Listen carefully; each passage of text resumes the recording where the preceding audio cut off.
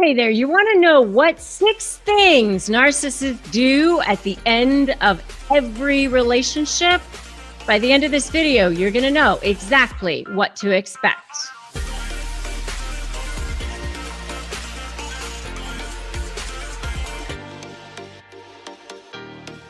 Hey, I'm Rebecca Zung. I'm an attorney, I'm an author, I'm a narcissist negotiation expert, and I help people shift the dynamic and become the more powerful person when negotiating with narcissists. So if that sounds good to you, make sure that you subscribe to my channel and hit the notification bell.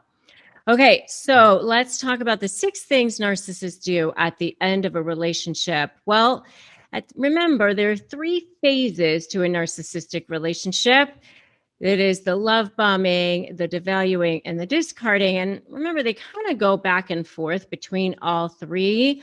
And I definitely have videos on all 3 phases of the narcissistic relationship, which you can check out if you'd like. But in the end of the relationship is when they really, turn it on. That's when they start the smear campaign. And really, the smear campaign can start like if they feel like it's happening, they'll start sort of seeding it along the way. In other words, like they might say something, 6 months before the relationship ended to a neighbor, like, oh, so and so drank too much last night, and I'm so concerned about him or her. And then, when the relationship does collapse, they'll be able to say, oh, so and so is an alcoholic. Remember, I told you I was so concerned about that.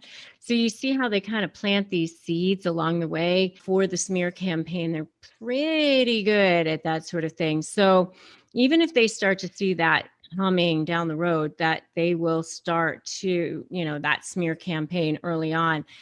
Because remember, with narcissists, they live in a world that's very black and white.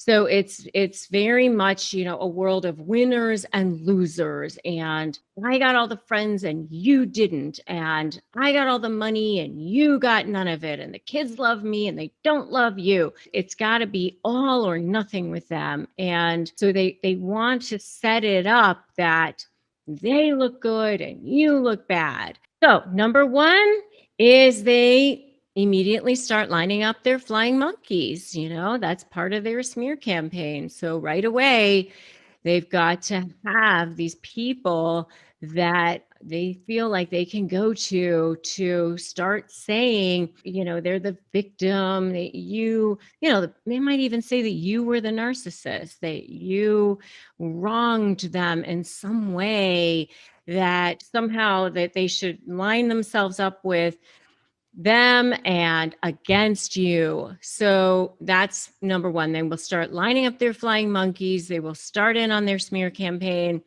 They will start getting third parties involved to try to make you feel isolated, to try to make you feel like the world is against you, that everyone is believing their lies. That's number one. Number two is the money grab. A lot of times you will see them either cut off credit cards if they're the moneyed spouse and you're not.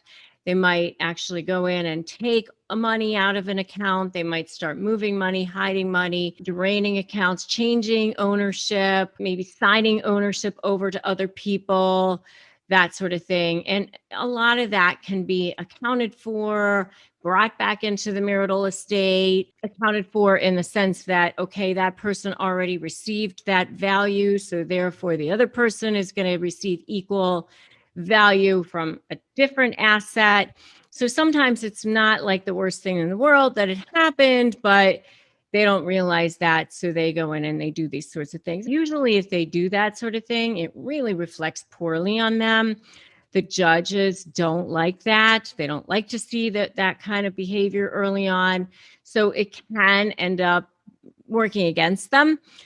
But that is something that you sometimes see them do. So number two is the money grab. Number three is making you the scapegoat, making sure that everything gets blamed on you. You were the reason why it all went to hell, that the relationship failed. that maybe that that you have no money, that you have to sell the house, that whatever it is, the business is in the tank. The whole reason the whole thing went to hell is because of you. And if this all sounds familiar so far, give me an amen in the comments, because I bet you guys have seen all of this so far. All right, so that's number 3. Number 4 is kind of takes you by surprise sometimes, but it's like last minute love bombing. What? Yeah, I know. Like, okay, all of a sudden they're back in your face, oh, remember how good we had it, or, we could always get along, or they'll do anything to save the relationship. They will go to counseling, when they said, oh, I'll never go to a shrink, that'll never happen. Oh, now all of a sudden they're being super nice and they're doing all the things that you wanted them to do in the first place. Last minute hustling to try to do things that they should have been doing all along, or major future faking. I'll change. Everything's going to be different from here on out. And by the way, I have a whole video on future faking if you want to check that out. But, that's another thing that they will do. So that's number 4 is last minute love bombing. Number 5. Number 5 is the guilt trip. They're going to try to guilt trip you. Oh, how are you doing this to them at this time? Oh, I did so much for you, or why are you doing this to me now when I'm sick, or that all this stuff is happening to me at work or in my business, or my parents are sick, or whatever it is. Like, this is just not a good time.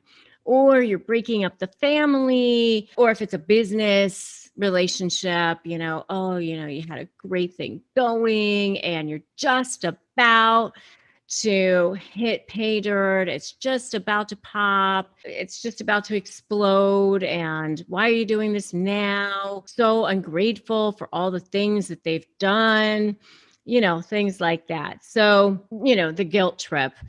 Coverts are they love the guilt trip. Coverts love guilt trips. They love gaslighting. They love passive aggressive moves. They're such cowards, But, that's one of the things that they love as well, is to guilt trip you. All right, that's number 5. And you ready for number 6? This is the last one. And again, not an all-encompassing list, but a lot of the things that you can expect from them when the relationship goes south. That it's probably been going south almost since it started, right? But anyway, next is they will flood you with emails or demands or texts, or they'll show up at your house, or they will like push themselves on you, push an agreement on you, push themselves, whatever their demands are. You don't need a lawyer. They're going to try to say that your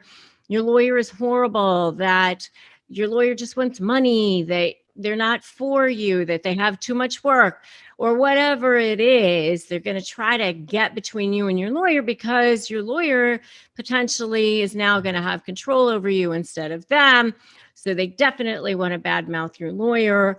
But they're going to badmouth anybody that they think is going to have control over you other than them. So they're going to really be like flooding you and pushing themselves on you in such a way so that you don't have a chance to breathe. You don't have a chance to think. They're going to make you think that somehow maybe you can work it out, that you don't need money, to spend money on lawyers, that you're being ridiculous, or you're being too rigid and you don't want to be rigid. So, they try to goad you into things. So that's the last one, is just flooding you, lighting you up, trying to like basically envelop you so that you can't breathe and move. Don't fall for it. Once you see these signs, you're going to know, I've seen you. No, I'm not doing it. I'm not falling for that. Right? Because you watch this channel and because you have subscribed Yes, you have. And you've liked this video and you've shared this video and you've dropped a comment for me. And you've gotten my free Crush My Negotiation prep worksheet at winmynegotiation.com. And you've joined my free private Facebook group at Narcissist Negotiators because you are so ready to break free and have that new life and feel whole and complete and honored and valued and setting yourself up so that you are respected and that nothing and no one will ever be able to infringe on that. Right? Right. All right. Thank you so much for stopping by. I'm Rebecca Zung. I adore you. I'm so glad that you're part of my community, and I will see you in the next video.